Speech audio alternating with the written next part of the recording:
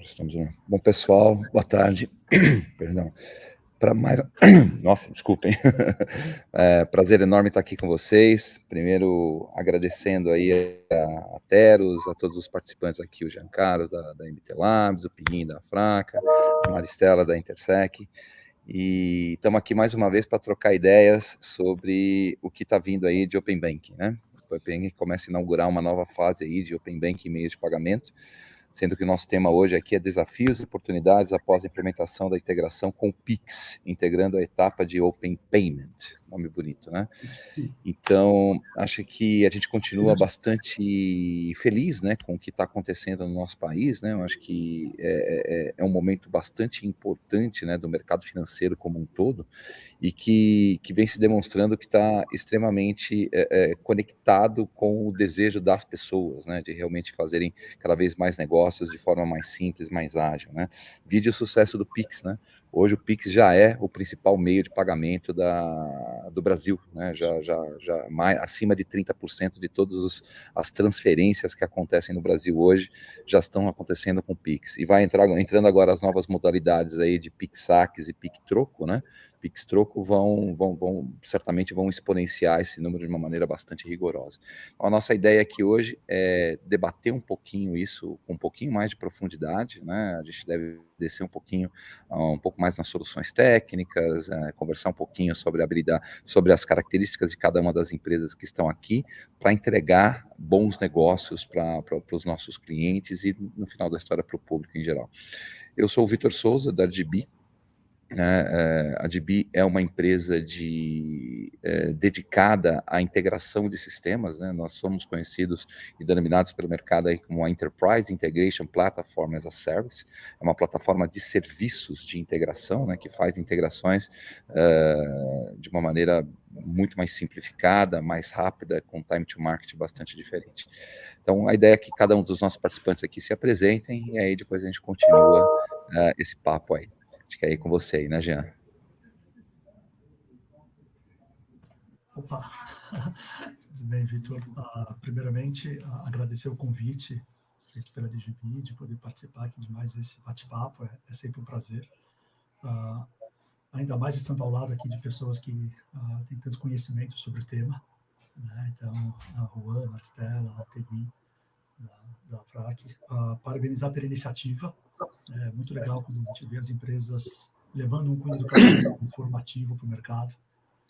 Isso é bem interessante, então recebo aqui meus parabéns pela organização, tanto a DGB, a Teros, e todos os participantes. Bem, eu sou sócio do Barcelos Tucunduva Advogados, um escritório, esse ano a gente teve o prazer aí de complementar 67 anos de existência. Um escritório de médio porte, hoje temos ali em torno de 100 advogados e bastante focado em algumas áreas. Há muitos anos a gente tem uma área de direito bancário, de mercado financeiro, e desde 2006 a gente montou uma área de payment de fintechs. Quando a gente fala do mercado de payment de fintechs, 2006 já acaba sendo muito tempo também, né? Porque é um mercado mais recente, então a gente costuma brincar que a gente está nesse mercado desde o comecinho ali, né? E atuando para diversas empresas desse segmento, tentando ajudá-los nesse crescimento e desbravando esse mercado que existe com tanta inovação periodicamente e também ansiosos por tudo que o Open Banking pode trazer para a gente, com todas as expectativas que a gente tem do Open Banking. Bom, eu sou o Juan, sou fundador da Teros também.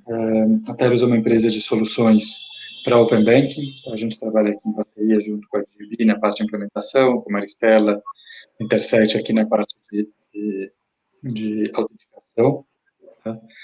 E o que a gente faz é uma solução end-to-end para Open Banking, para que justamente facilitar essa jornada, não só no compartilhamento de dados na fase 2, mas a gente já está olhando muito há muito tempo o Open Finance, muito mais que o Open Banking. Ela foi desenhada dessa forma, a plataforma e a estrutura. Tá? E a ideia, e a gente tentou facilitar em todos os aspectos do processo de entrada, inclusive com a parceria com o BTA, onde eles entram, inclusive, com toda a parte legal dentro da plataforma para facilitar a operação. Tá? Então, A nossa função aqui é ser um facilitador para permitir que os players tenham uma infraestrutura e um acesso, uma entrada rápida no Open Banking, entendendo que, na verdade, a solução da Teros ela é uma solução puramente tecnologia. Todo o hub, toda a estrutura fica com o cliente nessa operação. Então, e a ideia aqui é ter justamente uma discussão de desafios da implementação que a gente estava observando e para onde esse mercado pode levar esses players, por que a gente acha, o que a gente vê nesse mercado. Então,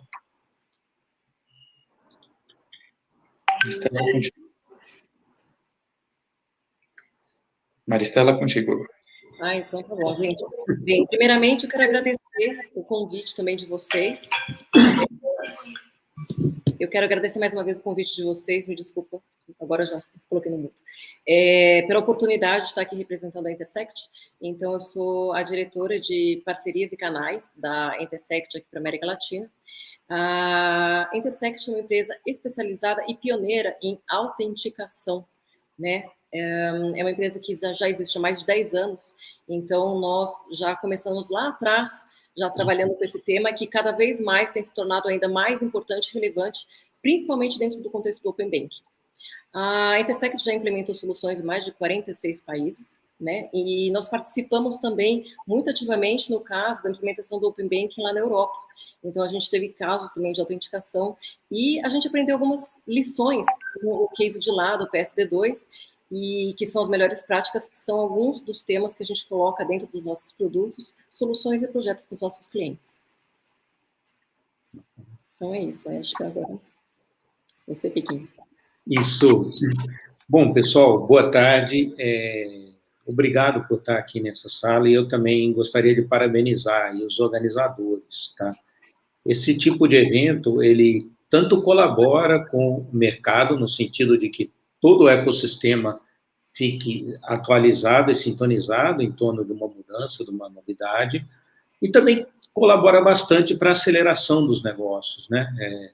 Toda novidade, quando chega, precisa permear um ecossistema, e eventos como esse fazem isso de uma forma muito bacana. A gente gasta uma horinha e sai insider do assunto. Então, deixo aqui meus parabéns inicialmente. Bom, eu sou, me chamam de Peguim, é um apelido, meu nome é Paulo, eu sou o presidente da AFRAC. A AFRAC é a Associação Brasileira das Empresas de Tecnologia para o Comércio. Essa associação, ela representa todo o ecossistema que provê tecnologia para o comércio e serviços. Então, a gente tem as empresas de meios de pagamento, as software houses que fazem as soluções que rodam nas lojas, até mesmo os fabricantes. Isso permite que a gente desenvolveu ao longo do tempo um DNA muito importante de harmonização no setor. Então, nós, dentro desse DNA, historicamente, uma entidade que existe há mais de 30 anos, ela faz uma harmonização entre os provedores de tecnologia, o governo e seus entes reguladores e o ecossistema do comércio e serviço. A gente entende que isso é um papel essencial para que o país evolua com uma certa velocidade. Se vocês compararem hoje o nível de evolução do regulatório brasileiro, seja fiscal, seja financeiro, em relação aos nossos vizinhos, vocês vão ver que a gente tem uma velocidade muito maior. Tá? E isso é muito em função do Brasil contar com essa estrutura de harmonização, que é mais ou menos o que estão fazendo aqui num seminário como esse, né? Eu lembro em 2019, em janeiro de 2019, perdão, tem alguém com o áudio aberto, está dando um eco. Passou? Em janeiro de 2019, nós conversamos rapidamente com o novo governo que estava entrando, com a equipe econômica, e já existia um desenho macro de como modernizar essa área do setor financeiro do país. Então, já existia uma ideia de bancarização através de contas digitais, de criação de um PIX, e numa terceira etapa, pensando num Open Banking. Tenho muita felicidade de ver que, de um jeito ou de outro, esse caminho se trilhou. a FRAC participou ativamente, especialmente no momento PIX, onde já existia uma convergência entre as empresas de pagamentos financeiras envolvidas e as empresas de tecnologia. A gente participou ativamente na definição das APIs, dos conteúdos das mensagens, na criação de um campo de mensagem lá dentro, via QR Code, que foi extremamente importante para habilitar uma série de negócios. E, dessa mesma forma, a gente está participando agora do momento Open Banking. Cada momento a gente participa, seja com harmonização, seja com definição de algumas entradas e saídas que vão para as empresas de tecnologia. E, nesse momento, a gente vê agora uma convergência do Open Banking com o PIX. É um momento de materialização de uma série de planos. Eu acho que é um momento único, que traz uma oportunidade de mercado enorme. E eu concluo aqui dizendo que vocês podem contar com a FRAC em qualquer momento. A gente entende que esse é o nosso papel para contribuição com o ecossistema e estamos aqui para suportar de todas as formas que sejam viáveis para a gente, tá bom? Bom, eu encerro aqui, mas estou à disposição e passo aqui para o próximo. Se eu me recordo, é o Giancarlo, certo? Exatamente, Peguinho, obrigado. Muito obrigado, Peguinho. Acho que, assim, para colocar o tema aqui em debate, né, e abrir as explicações dos demais participantes, vem aqui a necessidade de a gente situar o que é essa terceira fase. Estamos começando a terceira fase do Open Banking, mas o que é efetivamente essa terceira fase do Open Banking, né? Como todo mundo aqui já ouviu, já participou, né, de alguma coisa, sabe que o Banco Central estabeleceu que o Open Banking ele iria para o mercado em fases, né, e, na minha opinião, de uma maneira acertada. Né? Então, ali, isso ele já estabeleceu lá em 2020, né, na resolução, desde quando veio a resolução conjunta 01, e logo depois estabelecendo as fases de entrada do Open Banking, né? A primeira fase era o compartilhamento de canais de atendimento que cada instituição tinha, né? A segunda fase, já com um pouco mais de detalhes, o compartilhamento de dados, né? Então, dados de cadastro, dados de transações. E a terceira fase, efetivamente, o compartilhamento de serviços. Né? O que quer dizer quando a gente fala compartilhamento de serviços? Né? Aqueles serviços de iniciação de transação de pagamento. Né? Inicialmente, né, depois ali das últimas mudanças, essa fase, a terceira fase, entraria em vigor no dia 30 de agosto, tá? Conforme estava estabelecido lá na resolução 109 de 2021, e depois o Banco Central, em 27 de agosto, achou por bem prorrogar, né, postergar o início dessa terceira fase para 29 de outubro, né, que é quando efetivamente, então, vai se iniciar. E essa postergação se deu ali pela resolução 133. Tá? O Banco Central também entendeu que esse compartilhamento de serviços, ele também deveria, né, ou deve ser iniciado por etapas. Então, nesse primeiro momento, nós vamos ter a iniciação de transação de pagamento do PIX. Aí, as iniciações de transação de pagamento, de transferência internas dos bancos, né, e TED, ficam para 15 de fevereiro do ano que vem. Iniciação de transação de pagamento de boleto para 30 de junho, né? E pagamento em débito em conta para 30 de setembro. Então, existe um escalonamento também para o compartilhamento de serviços, né? Essa fase que nós estamos discutindo agora, que está aqui em pauta, e a próxima que a gente vai ter, é essa fase do compartilhamento de serviços para iniciação de transação de pagamentos por PIX. Tá? E ela traz um ponto importante diante de quem deve participar dessa fase. Né? A participação no Open Banking, salvo aqui as questões relativas a contrato de parceria, que até foi já objeto de uma discussão no passado em um evento também organizado em conjunto com a DGB e a TELES, o telefone tocando. Não sei de quem que é. Põe no mudo, Pequim, por gentileza. Eu acho que é do Pequim. Obrigado, Pequim. Desculpa. Imagina. São coisas do home office que nós já estamos habituados, Pequim, é comum. Daqui a pouco acontece aqui um filho entrando, alguém me chamando também. Daqui a pouco a gente tenta falar, né? Daqui a pouco você vai tentar falar e a gente vai estar em mudo, né? A frase mais também, falada, a frase mais falada das conferências, você está no mudo. Acontece com frequência isso também, né? Mas voltando aqui, né, o Open Banking, como a gente falou, ele é um compartilhamento de dados, compartilhamento de serviços, né? Para o compartilhamento de dados, a participação obrigatória, né, é para a instituição do segmento 1 e 2. Né? As demais instituições autorizadas a funcionar pelo Banco Central, segmento 3, 4 e 5, tem participação facultativa. Né? Então, de modo obrigatório, quando a gente estava falando aqui do compartilhamento de dados, a gente tinha ainda um espectro limitado, porque a gente tem poucas instituições no segmento 1 e 2. Né? Deixando de lado aqui as instituições que são objeto de parceria, né?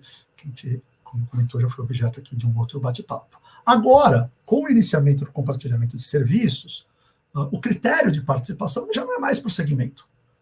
Né? O critério de participação, ele é para as instituições de pagamento, iniciadoras de transação de pagamento, né? O conhecido aí internacionalmente como as PISP, né? E no Brasil a ITP, né? Iniciadora de transação de pagamento, e ela é participante obrigatória do Open Banking, e a instituição detentora de conta. E quem é a instituição detentora de conta? É toda aquela instituição participante, obviamente, do Open Banking, que detém uma conta de depósito, uma conta de poupança ou uma conta de pagamento. Então, toda instituição que oferta ao seu cliente uma conta transacional, nesse momento, quando a gente vai falar aqui de PIX, né, já que é essa primeira parte, essa primeira etapa, né, dessa terceira fase, como a gente comentou, é para início de transação de PIX. Então, toda instituição que oferta o PIX, toda instituição que oferta uma conta transacional, tá, ela tem que participar agora do serviço de compartilhamento de serviços. Tá? E isso já coloca aqui um leque, traz um leque muito maior de participantes, né, do que a gente tinha inicialmente entre os participantes de compartilhamento de dados obrigatórios, no qual existia ali uma limitação. Né? Então, isso já traz uma complexidade maior, né? uma preocupação do mercado maior diante dessa quantidade de players que vão entrar nessa terceira fase. Tá? Lembrando que todos esses participantes precisam ter a sua participação ali registrada no repositório de participantes do Open Bank, né? E necessitam ter ali as suas tecnologias, contratar as tecnologias adequadas para poder participar. Né? Ela é uma fase extremamente interessante, né? Muita gente discute, a gente geralmente, quando ouve no mercado Open Banking, a gente ouve a discussão do compartilhamento de dados, mas eu diria que compartilhamento de serviços é tão interessante quanto, quiçá, talvez até mais interessante, né? Porque ela traz uma concorrência muito grande no mercado, com inteligência de pagamentos, que essas empresas iniciadoras de transação de pagamento vão ofertar, tá? Sem prejuízo, né, desse volume maior que eu comentei de instituições agora nessa terceira etapa em relação à segunda etapa. A gente vai perceber ao longo do tempo, pelo menos essa é a minha expectativa, é assim que eu tenho visto o mercado se mexer, um crescimento cada vez maior de instituição de pagamento, iniciadora de transação de pagamento. Eu costumo brincar que as empresas na área de payment têm suas fases. Né? Então, teve um boom ali em 2017, 2018, de muitas operações de subadquirência. Né? Não que as operações de subadquirência sumiram e nem que não tem mais sentido ter hoje, pelo contrário, você tem várias operações de subadquirência extremamente interessantes e pode fazer sentido para muita gente, mas quando chegou ali 2019, 2020, o grande boom foi para as carteiras digitais, né? As instituições de pagamento, emissoras de moeda eletrônica. Né? A gente viu ali um volume muito grande, uma vez conversando ali com um regulador, me parece, uma informação totalmente informal, assim, um bate-papo, mas acho que 80% próximo disso, das instituições em fase de aprovação do Banco Central, são instituições de pagamento emissoras de moeda eletrônica, né? Das instituições de pagamento, né, em fase de aprovação do Bacen, a grande maioria aí é instituição de pagamento emissora de moeda eletrônica, e agora eu começo a perceber que o próximo boom são as instituições de pagamento iniciadoras de transação de pagamento, né? Porque às vezes ficar com o dinheiro do cliente não é necessário, dependendo do serviço que você quer ofertar para ele.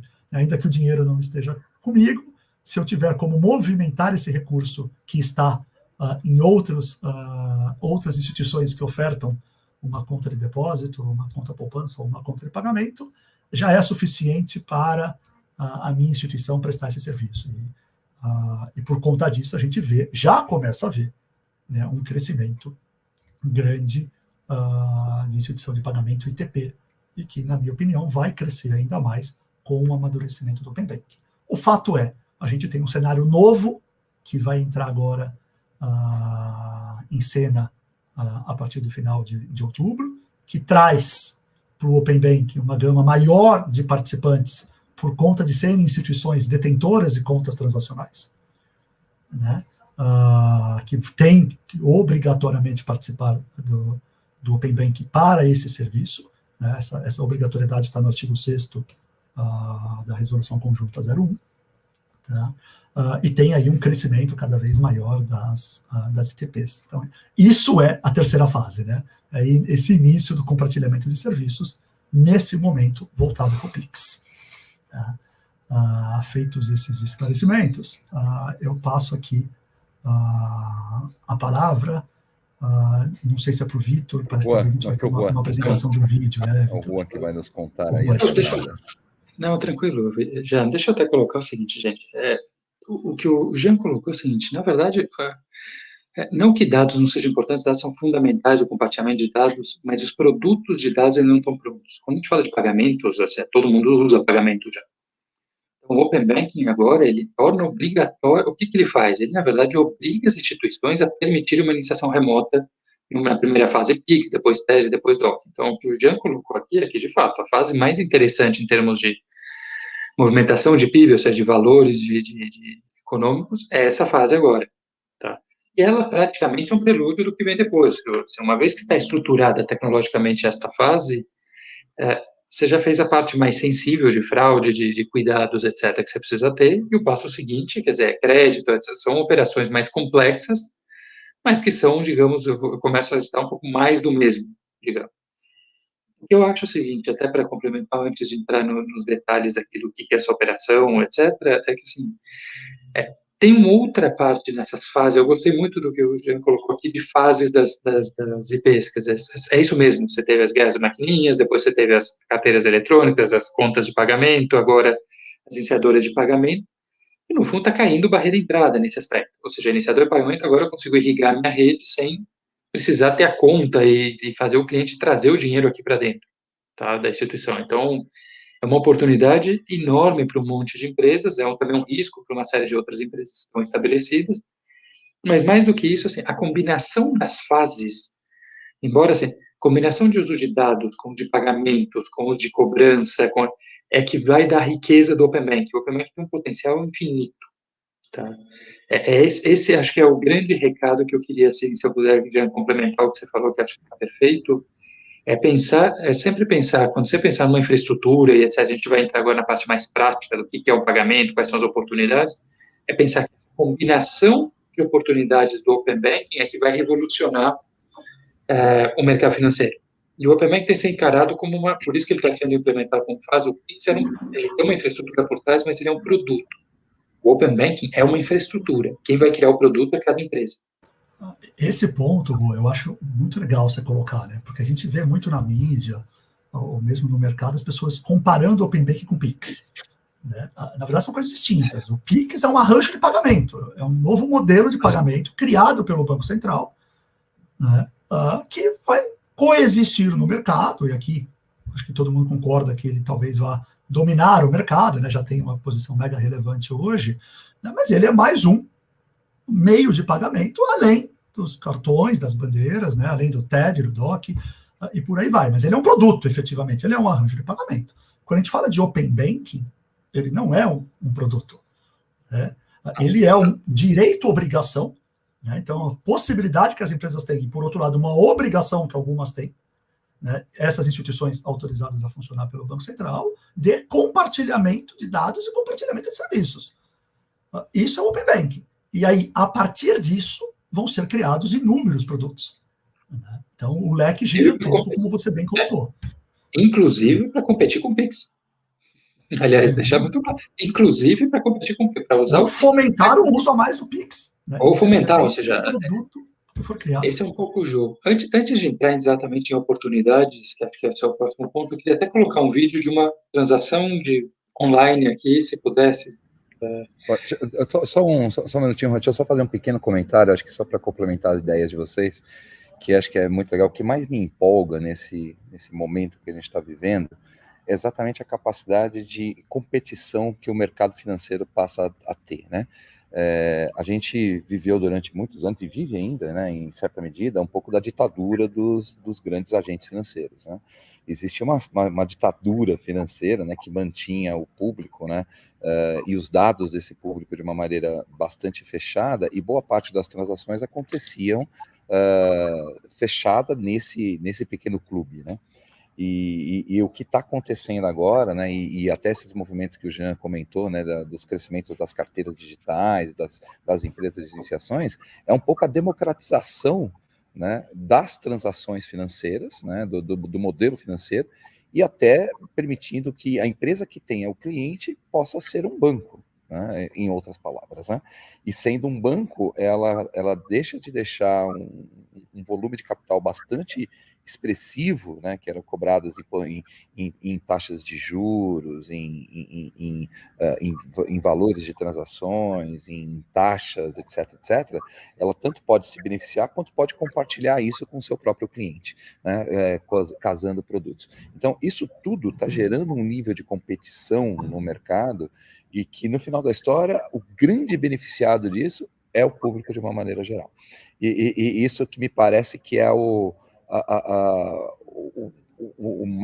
movimento mais extraordinário que a gente está vivendo no mercado financeiro dos últimos nem sei quantos anos. Eu acho que a gente nunca viveu uma fase desse nível a ponto da gente ter essas oportunidades que a gente está vivendo hoje. E aí, só para finalizar uma fasezinha também, que é o que a gente fala bastante disso, Vitor, no contexto do finanças embutidas, né? Então, qualquer indústria vai embutir finanças dentro das suas próprias soluções, com isso gerando novos modelos de negócios e novas formas de monetização. Então, o potencial que o Open Banking está começando, que depois vem o Open Finance e assim por diante, assim, possibilidades infinitas. Concordo. É isso. Eu até te digo uma coisa, gente. A oportunidade, inclusive, dos grandes bancos de sair da estrutura que eles estavam acostumados, que óbvio que é uma dor que eles estão sofrendo, não é isso, mas o tamanho da pizza, justamente nesse ponto que a Maristela falou de especialização, o que o Open Banking permite finalmente fazer um movimento de especialização financeira dentro de companhias. Tá? A gente já teve esse movimento, o Jean vai lembrar, a gente já teve essa discussão algumas vezes, quando teve a compra, por exemplo, de carteiras de cartões emitidos pelas empresas, de private labels. E as bandeiras compraram, e 10 anos depois você viu que todo mundo devolveu. Por quê? Porque houve a compra, você percebeu que a entidade financeira era mais preparada, em tese, para atender, para ter esses cartões, para administrar crédito, ele tinha expertise para isso, mas, na verdade, não havia uma infraestrutura adequada justamente para gerenciar o usuário. O usuário não estava com o banco, o usuário estava lá com a loja. E o interesse da loja não era o interesse financeiro. O Open Banking, de fato, permite agora um modelo de especialização de falar, olha, eu terceirizo a minha parte financeira e o usuário, quando está lá na loja, ele pode falar diretamente com o banco. Tá, então, é muito importante entender o Open Banking, como disse o Jean, como direitos e obrigações, mas mais do que isso, como um padrão de integração de troca de dados e serviços que vai para muito além das financeiras apenas. Tá? Isso é o que chama Open Finance, Open Everything, whatever, o que você quiser chamar, mas é isso que vai movimentar e que vai criar. E esse mercado é tão maior do que o mercado bancário, que mesmo os grandes bancos, não estou falando só no Brasil, estou falando fora, já estão olhando isso com muito mais bons olhos do que... no começo era um temor de que isso ia ser um problema. Agora estão percebendo que esse mercado vai se multiplicar por N vezes. Então, mesmo que eu não tenha o mesmo market share que eu tinha antes no mercado bancário tradicional, eu tenho um alcance de produtos e serviços, talvez com um share muito menor, eu vou ter uma estrutura, uma rentabilidade muito maior. Tá? Então, assim, hoje eu estou dizendo porque eu converso, inclusive, com grandes bancos aqui em outros países, e, na verdade, você percebe que eles estão olhando isso aqui como uma baita oportunidade. É óbvio que eles têm temores, são eles que têm a vidraça. Mas o saldo líquido hoje são poucos que ainda te dizem, olha, isso aqui é um problema, eu estou com medo, não vou dormir à noite. Eles estão mais preocupados na velocidade de implantação do que dizer, eu não vou jogar esse jogo. Tá? Isso te dá um pouco a pauta do que o Vitor falou. É um jogo que está multiplicando o mercado por N. Eu acredito que eles, de maneira acertada, e aqui eu estou generalizando, né, eles entenderam que tinham que olhar o copo meio cheio. Né? Então, assim, o mercado está aí, essa questão da abertura das APIs, da inclusão financeira, do aumento de concorrência, o Banco Central vem manifestando já há vários anos. E vem implementando isso aos poucos, não é do dia para a noite. Eu acho que essas grandes instituições, em um momento óbvio, você tem ali uma banheira morna, né, onde o mercado está estável, e você tem ali alguns ganhando, a hora que você dá uma mexida nisso, você causa uma preocupação nesses que estão ali, que tem uma posição dominante no mercado, e fala, poxa, eu posso perder espaço aqui. Mas depois, num segundo momento, olha, se não tem jeito, se a mudança vai ocorrer, deixa eu aproveitar a posição que eu tenho, deixa eu aproveitar o conhecimento que eu tenho para também tirar frutos dessas mudanças. Então, vamos dividir uma pizza maior. É isso, vou sair da piscina de criança. Todo mundo começa a perceber isso, né? Eu vou sair daquela piscininha de infantil e vou para a piscina olímpica. Então, tá bom, não vou ter aquele domínio, mas ainda é uma piscina olímpica. Tem água para burro aqui para aproveitar. Mas vamos lá, gente. Eu queria começar aqui, inclusive até para falar de oportunidades, apresentando um vídeo aqui, justamente uma jornada típica que acho que ajuda a guiar um pouco a conversa.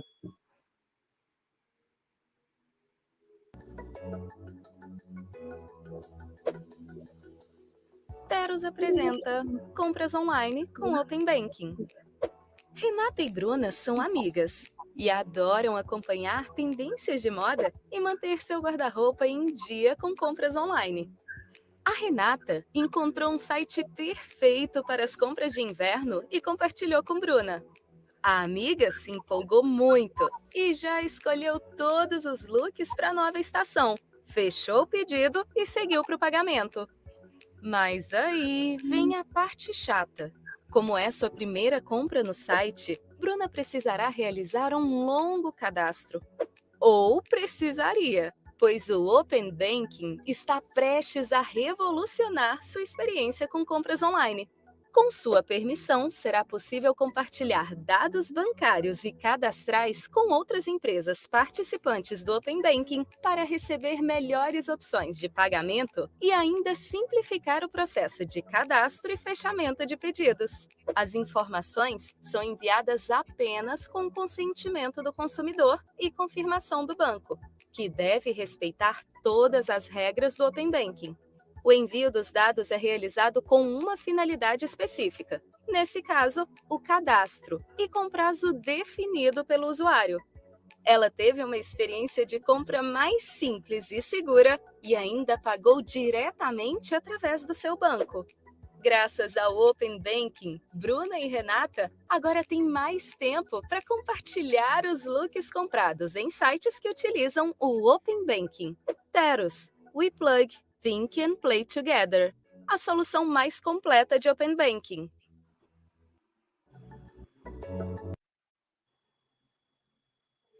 Bom, o que eu queria colocar, assim, na verdade, assim, obviamente o vídeo aqui é um vídeo, utilizar uma animação super mais bem simples, mas ele mostra vários detalhes que eu queria destacar aqui. Destacar uma coisa, que é a jornada do usuário. Tá? Parece um clichê falar jornada do usuário, mas é o seguinte, o Open Banking agora, ele integrou o Pix. O que ele fez? Ele obrigou as empresas do Pix a disponibilizar uma iniciação remota de pagamento via Pix. Isso significa que você precisa fazer só essa iniciação? Não. Qualquer banco, na verdade, já pode criar seus meios de pagamento por Open Banking, tá, para suas contas. Então, assim, você vê em países, por exemplo, que não tem a regulação, que não estão andando como o Brasil, vários bancos já se estruturam, bancos e financeiras e empresas que têm contas de pagamento, estruturando seus pagamentos por APIs e integrando os seus serviços, mesmo sem ter uma obrigação regulatória. Por quê? Porque eles começam a entender que eles criarem uma jornada simples, como essa que a gente mostrou, nota que nessa jornada a gente viu uma compra por WhatsApp, com pagamento muito simples por Open Bank, autenticação automática, ou seja, em 3 botões, você desenha uma jornada de pagamento, de experiência de consumo de pagamento, para um cliente novo que você nunca teve acesso. Tá? E esse ponto é super importante. O que está acontecendo no mundo inteiro são bancos, e aí por isso que eu destaco um pouco esse papel também dos bancos puxando, é que quando você sai do Brasil, onde a regulação está adiantada, e você vai, por exemplo, para a Colômbia, para Peru, para Chile, onde as discussões ou estão se iniciando ou nem se iniciaram adequadamente, não quer dizer que os players estão esperando o Open Banking, eles estão tocando isso, estão criando as suas próprias jornadas.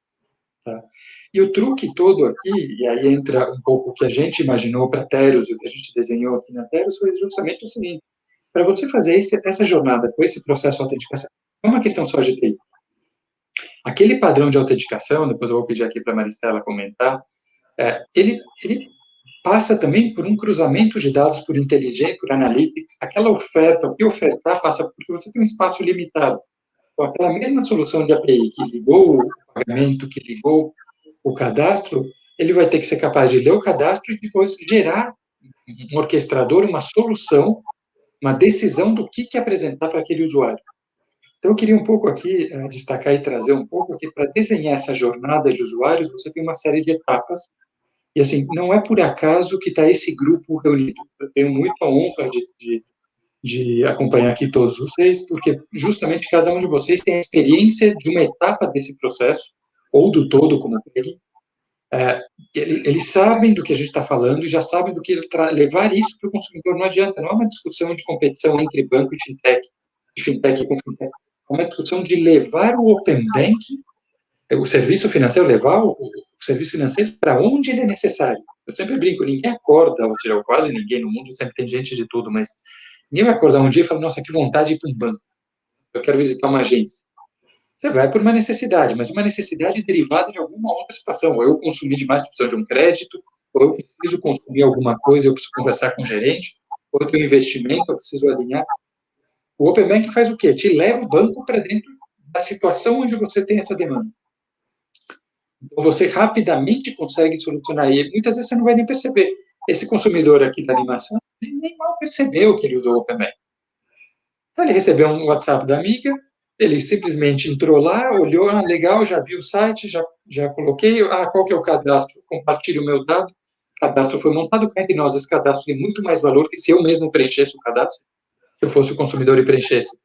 Eu podia estar mentindo, se veio de um banco, eu já tenho um histórico de dados me chancelando essa informação e me autenticando que você é você. Naquele momento que você deu ok, eu sei que você está falando, que é essa pessoa que está falando.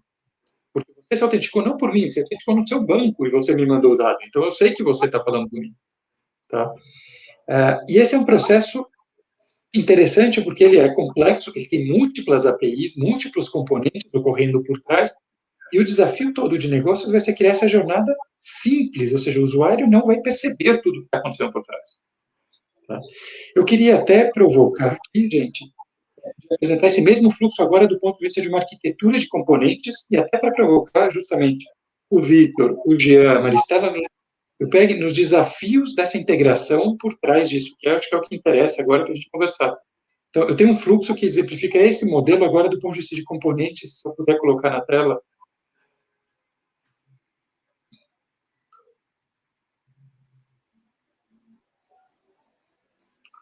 Não sei se...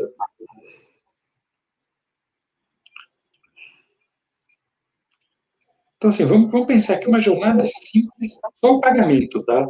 Olha a complexidade, só o pagamento. Eu tenho lá o consentimento do usuário. Quando o usuário falou, ok, eu quero entrar naquela loja, eu quero compartilhar meus dados, vai ter um compartilhamento. E aqui, Jean, eu queria um pouco ouvir você um pouco assim, quais são os cuidados nesse processo? Eu estou lá na origem ainda de compartilhamento, que aqui não é só o Open Bank, é LGPD, então, assim, eu queria ouvir um pouco de você aqui, assim, qual que é essa preocupação nessa jornada de consentimento do ponto de vista legal que a empresa tem que ter, seja ela receptora ou transmissora de dados? Legal, Juan. Eu acho que aqui é o ponto principal do Open Banking, né? E que, infelizmente, a gente ainda vê muita dúvida no mercado a essa altura do campeonato, né? Nenhum dado, nenhum pagamento é efetuado sem o consentimento do titular daquela conta, tá? Sem o consentimento do titular daquele dado. E o Banco Central, assim, demonstrou e normatizou uma preocupação muito grande com esse consentimento, né? Então, se a gente vai olhar ali a resolução conjunta 01, né, que é a resolução principal do Open Banking, ele coloca, né, consentimento, né, manifestação livre, prévia, inequívoca, né? Então, ele assim, coloca todos os elementos de que aquela pessoa realmente está disposta a ter o seu dado compartilhado, ou realmente está disposta que um pagamento seja efetuado utilizando uma de suas contas, né? A norma, ela traz ali diversas questões super importantes quando a gente fala de consentimento, né? Não existe presunção de consentimento, né? O consentimento, ele tem que ser dado de forma objetiva, né? Assim, de forma clara, né? Ele precisa indicar para qual finalidade aquela instituição está solicitando aquele consentimento. Ele tem que ter prazo de validade. O prazo não pode ser superior a 12 meses. Esse prazo tem que estar equilibrado com a finalidade pela qual aquele compartilhamento está sendo autorizado, né? Precisa identificar quem é a instituição detentora da conta ou quem é a instituição transmissora dos dados, né? Precisa discriminar quais são os dados ou serviços que serão objeto do compartilhamento. Então, assim, o Banco Central ele demonstrou muito essa preocupação, né? E aí, cada empresa que pretende ali ser uma iniciadora de transação de pagamento ou a participar do Open Banking vai ter que ter essa preocupação. A gente vê ali a preocupação com a segurança, na hora que o Banco Central fala, eu preciso do consentimento, e aí com certeza você vai tocar nesse assunto mais para frente, mas depois do consentimento eu tenho uma autenticação, eu tenho a confirmação daquele consentimento para poder ser realizada a transação, para poder ser realizado o compartilhamento do dado. Então, o consentimento, ele é, eu diria assim, o ponto mais importante do ponto de vista jurídico que as instituições têm que se ater, né, e ter elementos para demonstrar esse consentimento, tem que ter isso arquivado, tem que estar à disposição do Banco Central. É importante a gente mencionar isso. Você tem que atender direitos de titular também depois, se ele se arrepender. Você tem direito de revogação, bem colocado. O titular ele pode a qualquer momento querer revogar aquele seu consentimento. Você tem prazos para essa revogação, né? Algumas situações ali, em geral, é imediato. A hora que você revogou o consentimento, a instituição não pode mais solicitar, né? Se só tem uma questão de um dia, se for ali um compartilhamento de iniciação de transação de pagamento. Então, tem uma preocupação muito grande expressada na norma com esse consentimento e a gestão desse dado que oferta esse consentimento. Isso tem que ser uma preocupação para todos os operadores do Open Banking. E aí, uma vez que esse primeiro consentimento acontece, justamente o que você tem no processo? E aí, seguindo aqui a animação, quer dizer, tem um redirecionamento desse consentimento para o ambiente do detentor da conta, seja uma fintech, seja um banco. Então, na verdade, é isso que eu falo, o banco está conversando, o usuário está conversando, aquela pessoa, mesmo que ela está na loja X, na loja Y, ela está conversando com a instituição financeira A, B ou C, diretamente. Tá? Então, não tem um intermediário, ela é redirecionada para a sua detentora da conta, e nesse processo, entra um processo de autenticação de confirmação. E aí eu queria ouvir um pouco a Maristela dos desafios justamente desse processo de autenticação. A gente está falando só da fase PIX, tá? Depois eu vou falar um pouco de pagamentos mais geral, tá? Mas acho que aqui vamos começar nesse processo de autenticação e confirmação, Maristela, que é onde a Intersect tem um notório saber. Vai. Com certeza. Então, uma das coisas que eu acho que é muito importante, primeiro eu vou usar um jargão que o mercado fala muito, que esse contexto do Open Banking, ele está tornando o banco cada vez mais invisível. E se você parar para pensar nessa jornada de autenticação também, existem várias coisas que acontecem por trás, por causa da segurança, né? A informação ela precisa ser validada em várias frentes. com o próprio usuário, com a instituição financeira, o banco, enfim, são vários envolvidos que precisam aí estar sendo validados e confirmados nesse processo. Ao mesmo tempo, o grande desafio, então, é como combinar a segurança com a experiência do usuário e tornar isso de forma simples, fácil, segura e sem fricção. E é isso que a Intersect faz. Então, assim, dentro desse processo de autentificação que a gente trabalha, a gente utiliza as melhores práticas que seguem o framework do SCA, lá do PSD2 na Europa, que é Strong Customer Authentication. E ele trata basicamente 3 frentes, né? Apesar do usuário dali só dar um ok, validar uma informação, 2, porque tem os fatores, né, o multifator de autenticação, apesar do usuário ser quase uma coisa muito rápida, existem várias coisas por trás acontecendo. Então, vamos lá. Primeiro, quando a gente fala desse processo, o primeiro é a questão da identificação, né? Que o cliente, ele precisa sempre estar trabalhando naquelas 3 frentes, né? Para a gente fazer a autenticação, que é pelo cliente sabe, que é, por exemplo, a senha, o que o cliente tem, que é, por exemplo, um device, e o que o cliente é de fato. E aí entra um modelo de autenticação, um fator de autenticação, que é a parte de biometria, que a gente entende que é uma tendência do mercado. Cada vez mais a gente tem visto que as autenticações feitas, por exemplo, com senhas, estão diminuindo exatamente por causa vou dizer, cada vez mais pouco eficácia por causa da fraude, do roubo e da clonagem, enfim. Senha, hoje em dia, é muito fácil ter como passar algum tipo de complicação. Agora, quando você já entra dentro do que você é de fato, e aí a gente está trabalhando de biometria, quer seja facial, quer seja digital, que é o dedo, aí traz ainda mais a segurança. Então, esse daí é o primeiro fator no que se trata das melhores práticas para autenticação. O segundo fator também, que é muito importante, que também acontece junto desse processo, é a questão da segurança entre canais. Vamos pegar o exemplo agora desse vídeo que a gente viu aí da compra do e-commerce lá do Open Banking. Ela, na verdade, ela estava usando ali o celular dela e até a internet para fazer compra. Cada vez mais a gente tem visto que combinar, por exemplo, se ela inicia uma compra dentro de uma internet, de um e-commerce, a validação ela precisa acontecer dentro de um outro canal, de forma que esse canal também seja de alguma forma segregado, né, independente, para quê? Para que não tenha nenhum tipo de possibilidade de fraude e fortalecendo ainda mais a segurança. Então, essa questão da independência traz a segurança cada vez mais desses canais, que é o segundo ponto.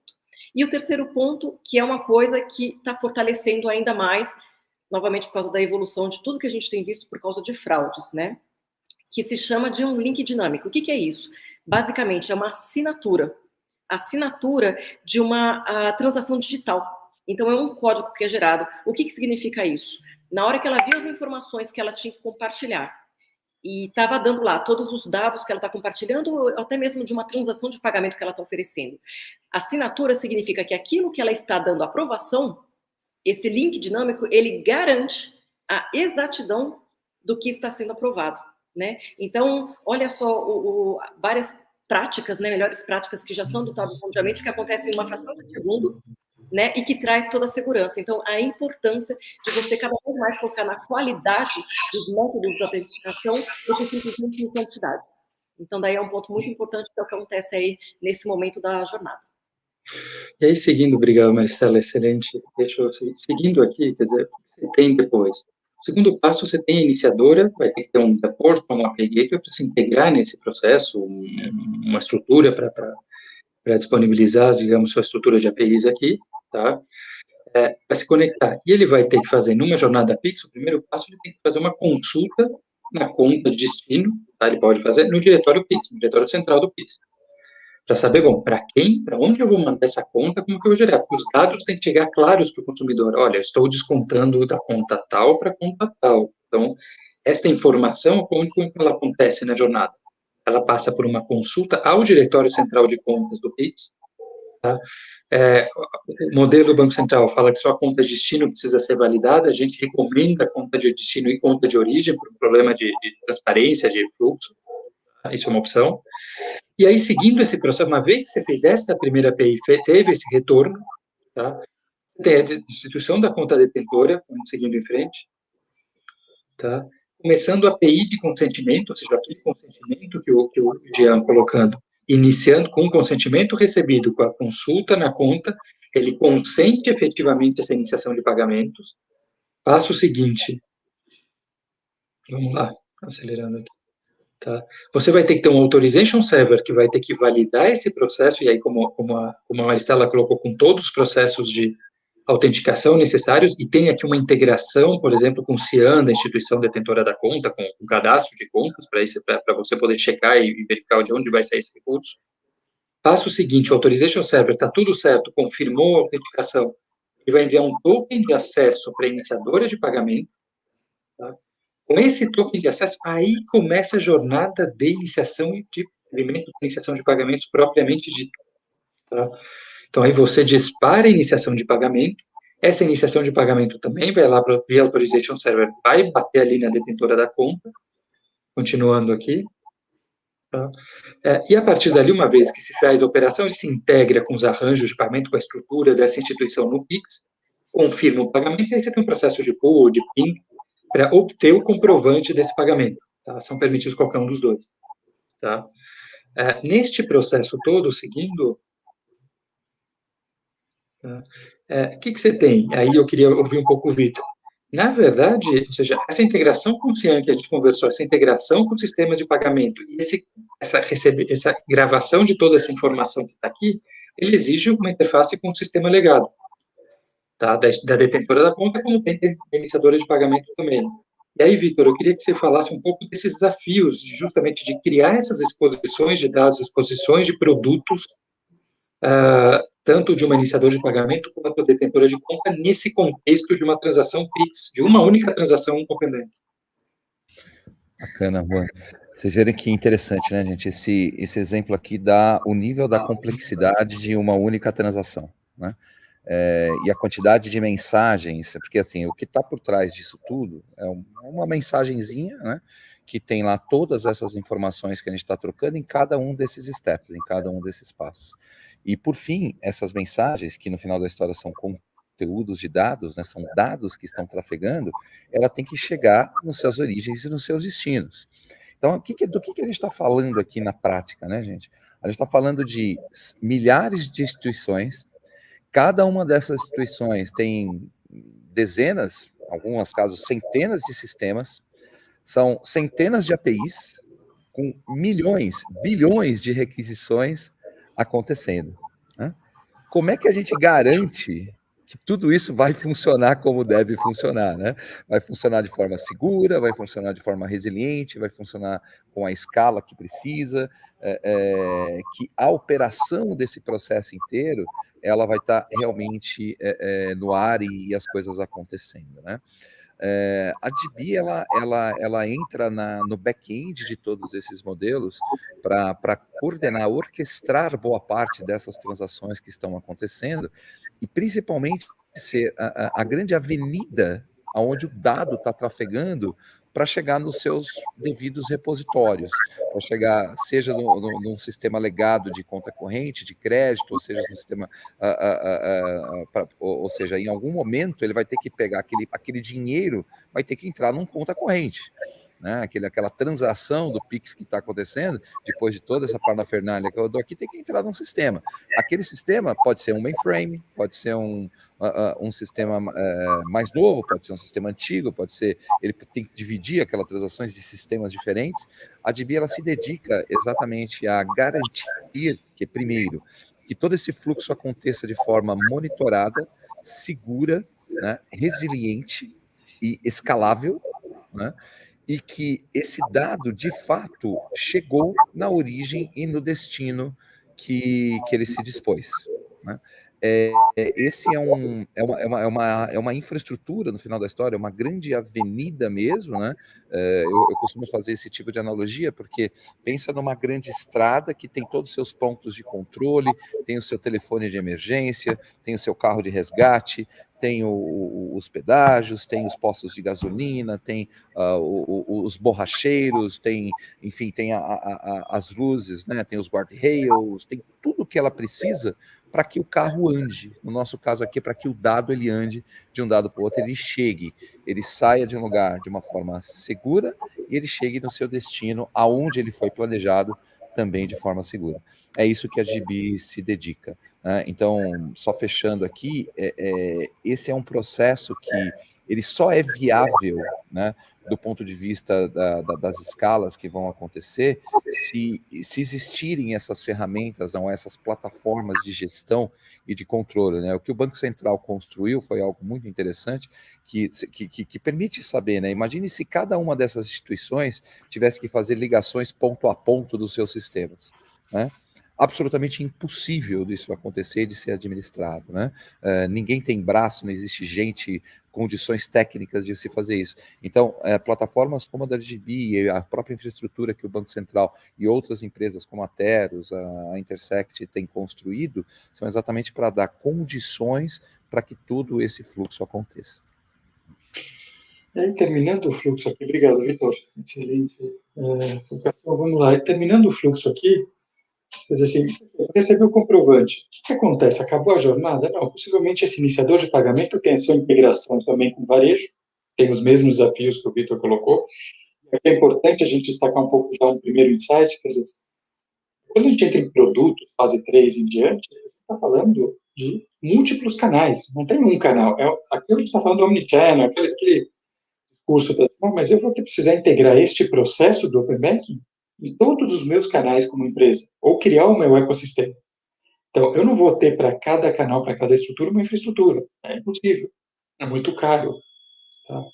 Então, você imaginar, e eu já tinha colocado aqui um pouco a discussão, o grande valor é você combinar, como foi na jornada, fase 2, ela compartilhou os dados, fase 3, ela pagou, eu poderia ter uma operação de crédito, fase 4 ali. Eu poderia ter, na verdade, mais do que isso, poderia ter só uma validação do usuário para fazer um débito diferido. Eu tenho inúmeros desenhos de jornadas de pagamento, especificamente, mas jornadas de consumo e de uso para os usuários ali, que poderiam ser desenhados, e obviamente a gente desenhou para o WhatsApp. A jornada do WhatsApp vai ser diferente da loja física? Não. O que o Open Banking faz é levar aquela jornada online também para o mundo físico. Tudo que acontece no online você vai poder fazer no físico. Tá?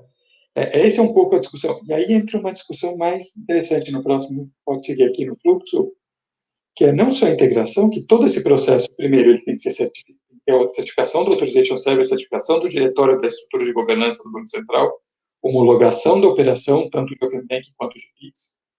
Mais do que isso, uma vez que você fez isso em vários canais, várias estruturas, você precisa ter toda a governança do dado que passou por dentro. Não é governança de API. Tá? A governança de API, o Vitor já colocou, a governança de para onde conectou. Que dado passou para quem, quando e por quê? Porque eu preciso atender todos os dispositivos que o Giancarlo comentou, e a segurança que ele, de fato, autorizou, como a Maristela colocou, assim, uma assinatura nessa informação. Então, seguindo aqui no fluxo, o que nós aqui na Teros, aí falando, fechando, tivemos foi justamente o orquestrador dessa estrutura, esses componentes que reportam Authorization Server, homologação, toda essa chamada de API, todas essas integrações, mas especialmente um sistema de governança desse dado, porque o dia seguinte tem pouca gente ainda falando. O dia seguinte dessa operação é como que eu gerencio toda essa operação. Eu preciso que essa gestão esteja no nível de API para que eu seja rápido o suficiente, preciso o suficiente para saber, e aí seguindo aqui o fluxo, por favor, tanto o cliente poder consultar pagamentos, que é um requisito regulatório, ele possa cumprir todas as regras de compliance, aí, quantas transações ocorreram, velocidades, tanto de TI quanto, por exemplo, de direitos do titular, então botões de arrependimento, botões de revogações específicas que foram colocadas aqui, de consultas, de uso específico, de proporcionalidade, quanto tem que ter estruturas para fazer analytics e dashboard da gestão desse negócio. Aqui a gente fez um iniciador, um detetor de conta para uma única transação. Imagina quando você começa a combinar dados com vários iniciadores, com diferentes situações, com várias detentoras de conta, e quando você começa a aumentar a complexidade e oferecer um crédito, integrar com outra oferta. Então, se você não tiver uma plataforma para fazer essa gestão integrada de todas essas integrações, o processo vai ficar extremamente custoso. Tá? E é isso que a Teros aqui com os parceiros, se propõe a construir, quer dizer, uma solução end-to-end, para que a gente possa, para que quem precisa entrar no Open Banking, de fato, possa encurtar esse caminho e possa desenvolver, se focar no que precisa, que é focar em produtos. O Open Banking, de novo, é uma infraestrutura, não faz sentido o investimento puro em infraestrutura. Você não vai fazer um Open Banking.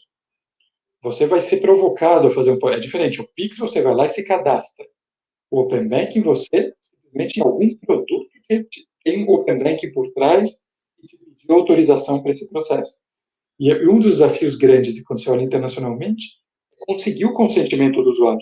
Isso depende da jornada. Então, gastar tempo em desenho de jornada, em como você vai integrar com os N produtos que já existe essa jornada, é muito mais importante do ponto de vista de negócio do que necessariamente se dedicar a criar uma API para cá, uma API para lá, que vai ter um custo muito grande, que vai ter que ser adaptada, que vai ter essa estrutura. Então, a gente pensou justamente essa solução integrada, e esses parceiros foram escolhidos a dedo, justamente porque eles permitem, a Tero sozinho não conseguiria fazer isso, permitem trazer o know-how necessário para essa operação. Tá bom? Sensacional, Juan. Acho que estamos chegando aqui perto do nosso fim aqui, né? Acho que vamos abrir para pelo menos uma ou duas perguntas, né? Para a gente, pelo menos, respeitar aí as pessoas. A gente tenta responder bem rapidinho, né? Para depois a gente fazer as nossas considerações finais aí para a gente chegar no fim, né? Você pode plotar aí, ô Bruni? Nossa. Vamos lá. Para obter os certificados de Open Banking, terceira fase, precisa testar o Pix. Como proceder nessa situação? Quem quer responder aí? Você quer que eu responda? Como você prefere? Pode responder, Rô, depois eu complemento aqui a parte jurídica. Perfeito. Então, vamos lá. Do ponto de vista tecnológico, você vai ter que estar certificado nas duas plataformas. Quer dizer, você tem todo o processo de certificação do Pix, você vai ter que certificar toda a Authorization Server e toda a tua estrutura, a tua integração no diretório central para o Open Banking. Isso passa, por exemplo, para o OpenID, ter a certificação do OpenID como pré-requisito da certificação internacional. Isso é um processo, tá? E isso é importante, tá? Assim, aqui, fazendo um pouco de marketing. Eu tenho a felicidade de falar que os nossos clientes passaram com 100% de aprovação no OpenID, todos os critérios, tá? Então, a gente não teve nenhum remark, nenhuma, né? A gente, de fato, os nossos clientes estão aprovados com todos os requisitos necessários. Mas, de verdade, você vai ter que ter essas duas estruturas, que você precisa acessar o diretório central de contas, e para isso você precisa de uma especificação. Você precisa acessar depois, ter o processo do Open Banking, ter todo esse processo certificado, e, por fim, você precisa ter o Pix válido e certificado também. Se um dos três não estiver funcionando, você não está compliance com a regulação e você não vai integrar na fase 3. Você já está, aqui é obrigatório a tua participação. Você tem a conta, você é obrigatório ser participante do Open Banking. Acho que nesse ponto, Juan, acho que não ficou claro aqui para mim na pergunta da Vanessa, né? Se ela está olhando do lado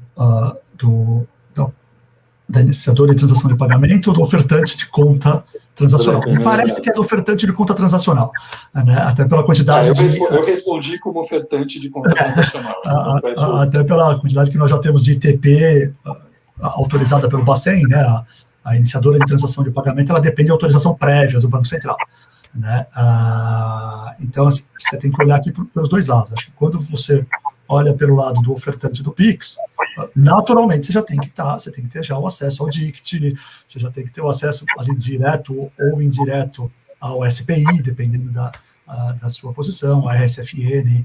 Então, todos os testes de uma transação de Pix, eles têm que ser naturalmente feitos e testados para você participar dessa etapa, né?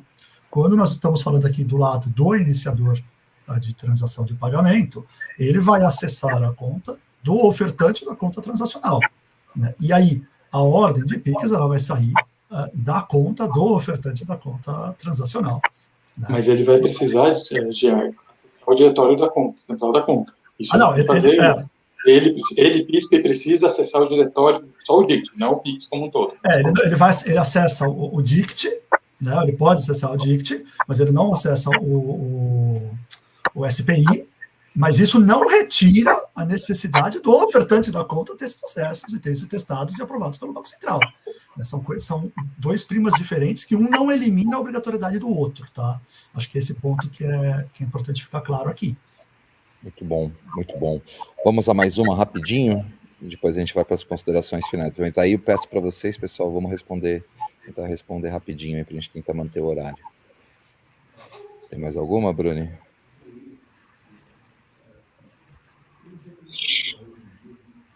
Acho que não, então, né? Vamos. Acho que está me dizendo aqui para esses bastidores, fica um ponto eletrônico aqui. Legal, então acho que já estamos passando um pouco do nosso tempo, né? Vamos para as nossas despedidas aí. Assim, eu já vou fazer a minha, vou deixar o Juan hoje o anfitrião, né? Então ele, como um bom anfitrião, ele faz as fases finais. Então, assim, é sempre um prazer trocar essas ideias aqui com especialistas, né? E poder dividir um pouco as nossas visões, né? Claríssimo que a gente tem desafios enormes pela frente, né? Mas também um oceano de oportunidades aí para todo mundo trabalhar e fazer negócios. Muito obrigado a todos aí, em nome da DGB, a gente quer agradecer aí a Teros, ao Jean, Pequim, a Maristela, e um prazer enorme estar com vocês aqui mais uma vez. Maristela. Então, eu também quero agradecer mais uma vez essa oportunidade. Esse tema é muito importante. Fase 3 foi postergada, então tem muita gente ainda que está precisando aí se ajustar, e a gente vai ter um tempo aí mais hábil para que todos consigam fazer isso de uma forma mais tranquila e trazendo cada vez mais a segurança, né? E é isso, acho que a solução aqui da Intersect, ela compõe muito bem aí com a composição da Teros e de GB também com a parte do Jean, e eu fico à disposição também para vocês precisarem. Jean, vamos lá contigo. Bem, eu também agradeço novamente o convite para participar aqui desse evento. Parabenizo novamente a DGB, a Teros, a Intersect pela Maristela.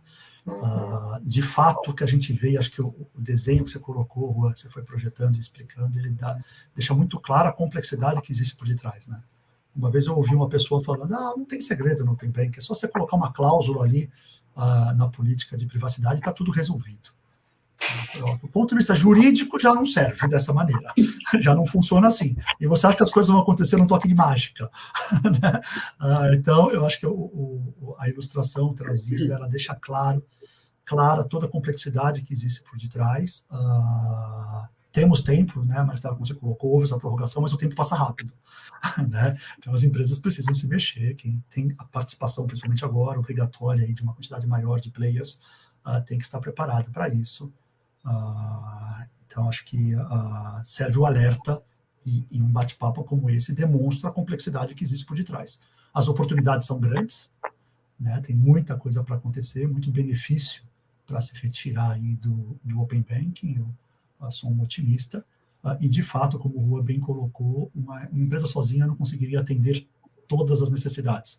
Por isso que eu me sinto honrado de estar num grupo aqui de amigos, de colegas que, na sua união, conseguem levar ali uma solução para o cliente ofertar o seu Open Banking com segurança jurídica e com as plataformas tecnológicas adequadas, com tecnologia de ponta, para conseguir atender bem tudo que o Open Banking exige.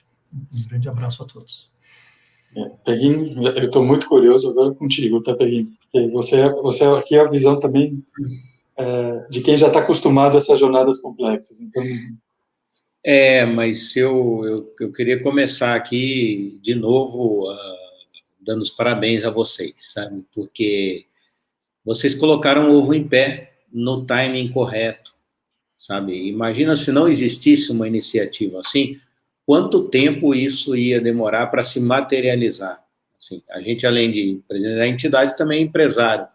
Quanto tempo minha empresa ia demorar para conseguir usar o Open Banking? Né? Olha a aceleração que vocês conseguem fazer no mercado. E eu fico particularmente muito feliz de participar num evento como esse, porque a gente vem há 2 anos discutindo isso com governos, entidades reguladoras, empresas de tecnologia, e quando a gente sente que a coisa está no limiar de acontecer, aparece um conjunto de empresas assim, capitaneando a solução, materializando, né? Isso dá um sentimento de realização para a gente fora do comum. Juan, como você falou, a gente está acostumado, sim, a essas jornadas complexas. O que torna complexo é assim, quando você tem que colocar numa solução um fabricante, 2 software houses, um gestor de pagamento, né? Isso sempre torna qualquer coisa uma jornada complexa, né? Mas o que a gente percebe é que as empresas competentes de tecnologia conseguem transformar essa complexidade numa simplicidade de uso que resolve a vida do empresário, né? É isso que, de fato, faz o mercado se desenvolver. É você resolver a vida do empresário para ele pegar aquilo como um produto, não ter que entrar dentro, ele pega como um serviço e parte para dar foco no negócio desse e usar o Open Banking para ter mais cliente, não é para colocar uma equipe lá dentro de tecnologia inteira, gastando energia e recursos da empresa para inventar aquela parte da roda, né? Então, eu concluo aqui dizendo que assim, é uma satisfação pessoal muito grande e também eu, de fato, parabenizo vocês porque colocaram o ovo em pé de uma forma simples para o usuário e no timing exatamente correto, tá? Eu estou bastante satisfeito e parabéns. Obrigado. Bom, eu só quero aqui agradecer a todo mundo e dizer que, assim, na linha do Peguin, quer dizer, o desafio foi justamente criar uma solução que seja flexível, tá? E isso eu acho que é a palavra mais importante de todo mundo aqui, e não é à toa essa escolha, quer dizer, o Jean eu conheço já há bastantes anos, é um cara extremamente flexível no sentido de encontrar a melhor forma de fazer. A Intersect se saiu um parceiro super bacana, tá? A GGB, não tenho nem palavras para dizer, tá? E o Peguin trouxe a discussão, quer dizer, todo o foco do que a gente tem construído e que a gente está falando, e acho que é o foco independente de comercial aqui, uma discussão busquem uma solução única. A solução tem que integrar LGPD e Open Banking, e que tem que integrar os seus canais. Uma solução única é fundamental para criar produtos, como disse o Peguin. É fundamental que as empresas... A parte difícil não é essa. A parte difícil é como criar aquela jornada adequada e convencer o cliente a fazer isso sem grande risco, sem entender que aquilo é seguro, que aquilo é importante. É um desenho da jornada, o desenho da forma como esse produto vai gerar, como você vai monetizar esse processo. Esse é o grande desafio. E esse no Open Banking é quase infinito. Tá? Eu termino aqui, gente, agradecendo muitíssimo a todos que ficaram aqui até agora. Já são mais 6 da tarde, então, assim, muitíssimo obrigado e ficamos à disposição aqui para quem quiser conversar depois. Um abraço, gente. Um abraço a a todos. todos.